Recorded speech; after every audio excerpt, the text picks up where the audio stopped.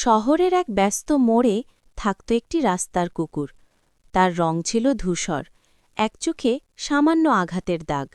সবাই তাকে কালু বলে ডাকত। কালুর কোনো মালিক ছিল না, কিন্তু সে নিজেই পুরো মোড়টাকে নিজের দায়িত্ব মনে করত।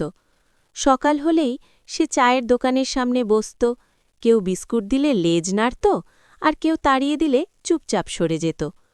কালুর সবচেয়ে প্রিয় জায়গা ছিল ফুটপাথের পাশে পুরনো একটি গাছের নিচে। রাতে সেখানেই সে ঘুমাত। অনেক মানুষ তাকে দেখে পাশ কাটিয়ে যেত, কেউ কেউ আবার পাথর ছুঁড়ত। তবুও কালু কারও উপর রাগ করত না, সে শুধু বাঁচতে চাইত। একদিন গভীর রাতে প্রবল বৃষ্টি শুরু হল। রাস্তা প্রায় ফাঁকা। হঠাৎ কালু শুনতে পেল দুর্বল একটা কণ্ঠ, কেউ কাঁদছে।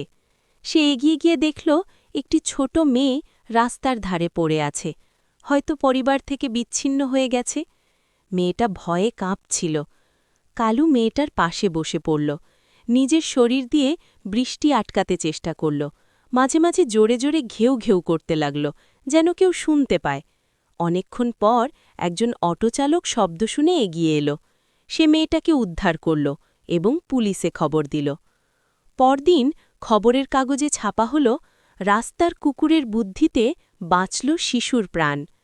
মানুষজন প্রথমবার নতুন চোখে কালুকে দেখল। চায়ের দোকানদার তাকে নিয়মিত খাবার দিতে শুরু করল। কেউ একটা পুরনো চাদর এনে তার জন্য বিছিয়ে দিল। কালু তখনও রাস্তার কুকুরই ছিল, কিন্তু সে আর একা ছিল না।